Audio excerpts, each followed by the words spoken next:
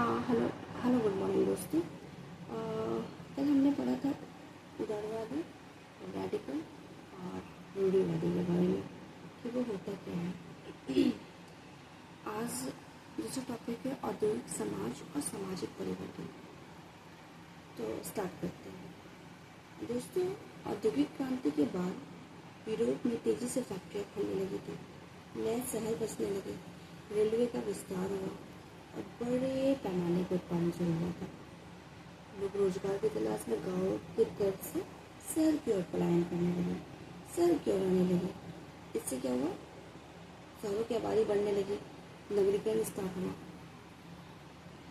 फैक्ट्रियों में पुरुषों के साथ साथ महिलाओं और बच्चों से भी काम करवाया जाता था। 15 से 18 घंटा तक काम लिया जाता था, लेकिन मजदूरी बहुत कम मिलती थी। काम करने की परिस्थितियाँ भी बहुत खराब था। दूसरी ओर फैक्ट्री मालिक पूंजीपति हो रहे थे, लाभ कमा रहे थे, मतलब कि अमीर अमीर होते जा रहे थे, मजदूर की स्थिति खराब होते जा रही थी। इससे समाज में क्या हो रहा था? आर्थिक समानता हो रही थी, जो रेडिकल और उदारवादी नहीं चाहते थे। इन्हीं परिस्थितियों को देखकर रेडिकल और उदारवादियों को सोचने को मजबूर किया गया कि मजदूरों के अधिकारों की रक्षा कैसे किया जाए।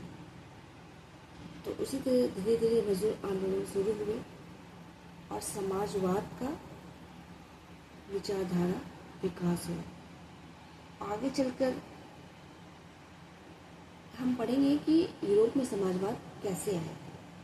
तो इसका पूरा समरी यही था कि औद्योगिक समाज हुए, औद्योगिक समाज आए यूरोप में, रेलवे काफ़ी विस्तार हुआ, औद्योगिक क्रांति आई। उसके बाद सामाजिक परिवर्तन कैसे हुआ, मतलब कि लोग शहर से यानी गांव से शहर की ओर जाने लगे,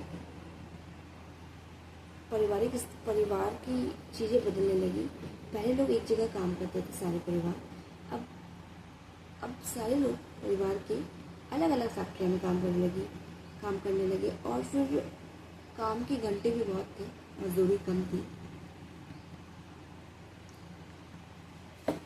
जिससे हमारा मतलब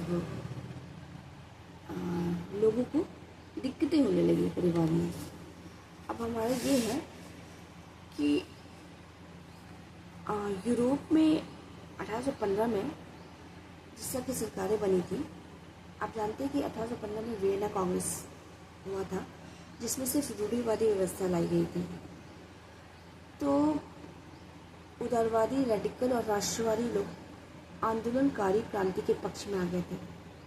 फ्रांस, इटली, जर्मनी, रूस ऐसे लोग क्रांतिकारी हो गए और राजाओं के तख्ता पलट का प्रयास करने लगे। अब तो जानते हैं कि फ्रांस 1789 क्रांति में हुई थी, तो वो हमारा राष्ट्रवाद में हमारा मतलब फ्रांस लोग यही चाहते थे कि लोकतांत्रिक सरकार हो, तो हुआ वहाँ।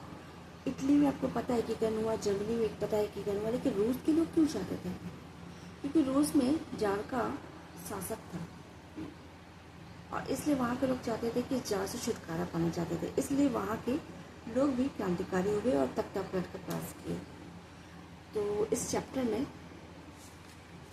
आपका सिर्फ यही है। आई होप आपको समझ में आया होगा जो मैं समझाने की कोशिश की। आगे हम लोगों ने यूरोप में समाजवाद कैसे आए वो पढ़ेंगे। थैंक यू दोस्त, बाय।